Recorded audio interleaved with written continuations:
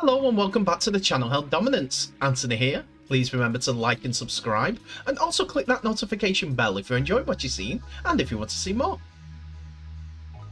Coming up in this episode, we have highlights of the Catalans Dragons versus Huddersfield Giants and Toulouse Olympics visit of Salford Red Devils. So today's episode sees permutations on the top and the bottom of this Super League table, as Huddersfield Giants and Salford Red Devils both head to France for their weekend's games. The Dragons are waiting for Huddersfield Giants and Toulouse for the Red Devils. In the first game, Catalans Dragons versus Huddersfield, both sides are oddly lost last week, which is certainly a rarity for this season, so both need a win to get back on track. This is also to heave themselves away from Castleford, who are beginning to close the gap on the illustrious top four.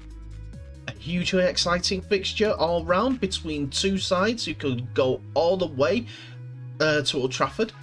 Who will have the edge? So some early squad news. Catalans are both boosted by the returns of Artur Morgs and Ben Garcia. Garcia returning after he nearly lost an ear 2 weeks ago at Warrington. Michael McAlorum and Dylan Napper are still banned, whilst Fuad Yaha joins the winger Tom Davis on the sidelines. Lewis Sr., despite signing for Hull KR next year, has been recalled from his loan at the Robins to return to Huddersfield and alleviate their injury crisis. Jermaine McGilvray is one of the reasons that this decision has come about, and he also joins the like of Tui Lolohea on the sidelines. Catalans have been missing something recently, perhaps Ben Garcia. His return will add a bit of extra toughness to the middle and could enable Catalans to boss the middle third against an injury-hit Huddersfield side. Doing so may lead to a Dragons victory today. On the other side, there is still some optimism and youthful vigour through Will Price and players of that ilk, young, tough forwards that they have at the club, which could lead to Huddersfield getting the win. But anyway, let's see who the two coaches have called up for this game. So let's have a look at those two teams, with the Giants first. And there is only one change to the starting lineup for Huddersfield Giants, as Ash Golding gets the nod for the injured Jermaine McGilvray's position. Ollie Russell and Theo Farge continues in the halfbacks, while the pack consists of Joe Greenwood, Owen Trout, Josh Jones, Chris McQueen, who is the leading forward try scorer in the competition, while Luke Yates is at loose forward. Danny Levi will be leading the team around from acting half-back. On the bench, we see the return of Michael Lawrence after he missed out against St Helens in the nilling, while Matty English also comes in for Jack Ashworth, and Oliver Wilson takes Ash Golding's place on the bench. Sam Hewitt is the only consistent from the Saints game. For the Dragons, we see one change in the backs. Artur Romano is the one to fill Fuad Yaha's boots, while it's Mitchell Pearce and Josh Drinkwater still at halfbacks. Gil Dudson and Paul Seguier will be the starting forwards, with Alex De Costa on the starting acting halfback role. Benjamin Julian and Joe Chan are coming to the starting lineup, while Ben Garcia returns as the captain takes over from Julian Busquets, who had knee surgery this week. On the bench, there is a couple more of returns, as Artur Morgs and Matthew Goza appear on the bench, with Corentin Lecam and Tyrone May both missing out. Mikel Gudemon and Sam Cassiano continue to be involved in the first team squad, but Gudemon finds his place on the bench. There is no Matt Whiteley for the Dragons, as he has succumbed to injury too. Huddersfield got the first points of the game after Ollie Russell kick to the right edge was fumbled by a Catalans defender, and Chris McQueen was on hand to score his 13th try of the season. This conversion was missed, so Huddersfield led 4-0. After that, it was 30 minutes of arm wrestle, and Dean Ware's offload, fantastic one, found Artur Romano, and he went over in the right corner to square the game up. Tompkins missed this conversion, so it was 4-all. We go into the second half now, and after a short ball by Mitchell Pearce, Benjamin Julian had enough pace about him to beat Chris McQueen to dot the ball down in the corner. Sam Tompkins was fabulous with this kick as he took it and it made it 10 points to 4. But then Chris McQueen's break for Huddersfield saw him pass the ball back inside for Danny Levi, who scored under the post, which meant that it was 10 points all. Huddersfield went into the lead for the again after Sam Cassiano was pinged for that strip on Joe Greenwood, and it was left to Will Price to add the extras, and he did so, going into the final 10 minutes of the game. Catalans had the chance to get on the board as well after Sam Tompkins was elusive, but then caught high by Joe Greenwood to give them a penalty not more than 10 metres out, which Sam Tompkins took and converted to make it 12-all. And it was left to Sam Tompkins once again to score the final points of the game by hitting a drop goal right in front of the post from 12 to 15 metres out. A tough day at the office for both sides, but it's Catalans that take the victory, 13 points to 12.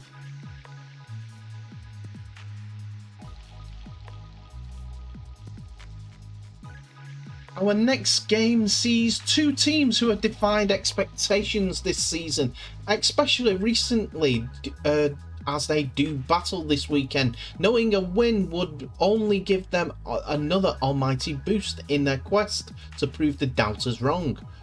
Toulouse Olympique have won their last 3 games, lifting themselves off the bottom of the table at the expense of Wakefield, thanks to their win over Leeds last week. As for Salford, they bounced straight back from defeat at Huddersfield during the Magic Weekend with a huge win over high-flying Catalans Dragons to truly cement their playoff hopes. In the team news, Toulouse again name a strong squad, only losing Guy Armitage to injury. He joins Lloyd White and Andrew Dixon in the treatment room. Salford have to do without Sam Luckley this week, but is boosted by the return of Dan Sargentson to the side. Paul Roller can again only name a 20-man squad, which has suited them quite well as they have galvanised themselves together. So a game that could be lost and won, as these two sides are similar. This fixture destiny may lie in the execution. The side who executes in the middle better and gets the greater field position will of course have the advantage, which is where the match will be decided. So who of the two coaches are called upon for their starting lineups? We go on to the away team first, and the back rows, the back line, the backs are all as they were from the last game, with Brierley, CO, Cross, Li-Fi, Burgess all looking to cause Toulouse problems. Brodie Croft and Max Sneed will be supplying the ammunition as always, but Alex Gerrard comes into the starting lineup for Jack Ormonroyd. It is a plus that they are able to keep Ryan Lannon in the squad and Andy Ackers in acting halfback. Callum Watkins and Elijah Taylor are still in the second row positions, but Ben Halliwell makes his first start for Salford as he comes in at loose forward. On the bench, it's a return for Greg Burke, with Danny Addy, Chris Atkin and the aforementioned Ormonroyd completing the bench. Gigo and Norman have started to fire great possession and great attacking plays for Toulouse to get them into scoring positions, while the forwards are still the same from last week's win at Leeds. Joe Brereton is in the second row, Joseph Paulo at loose forward, and the impressive Nathan Peets and Daniel Alvaro are both supplying much metal to the Toulouse goal forward. On the bench, it's as you were once again, as Lucas Albert is on the bench with Harrison Hansen, Justin Sangare and Lambert Belmas. And it was Toulouse that got over the try line first of all, as Tony Gigot found a cutout pass between Burgess and Lifeby for Mathieu Dusame to go over on the 3rd minute. Hankinson converted for 6-0. Salford nearly went close with their next drive. Ormondroyd was held up before over the line, and Robert Hicks told the Salford man to go play the ball 10 metres back. In the resulting set, the ball went to Mark Sneed, whose kick to the corner was pinpoint for Joe Burgess to capture and drop down to put the first points on the board for Salford. Sneed level things up for 6-all. Coming up to half-time, Tony Gigot using his head and started to get Toulouse a bit more breathing space as he kicked a drop goal with 2 minutes left on the clock. After Ollie Ashot Bots got through the Salford line, he broke upfield and found Corey Norman. But a fantastic ankle tap by Joe Burgess. But then a flop by Callum Watkins saw Salford concede a penalty, which Hankinson put 2 over for a 9-6 lead at half time. But in the second half, it was Salford who came up with the first try. It was Ken Seo who went over in the corner. Salford were in again on the 56th minute. After this live-by repeat from the Castleford game, found Joe Burgess with that fantastic offload is working again for live-by, and Salford would extend their lead. As Toulouse were chasing the game, it was Brodie Croft who started off with the break. And it's Chris Atkin. Oh yeah, it was Brodie Croft. I was right first time. He was held up about 12 metres away from the Toulouse line. The set continued, and Brodie Croft found an over-the-top ball for Ken Seo, who stepped back inside and got round Russell and Norman for his second try of the game.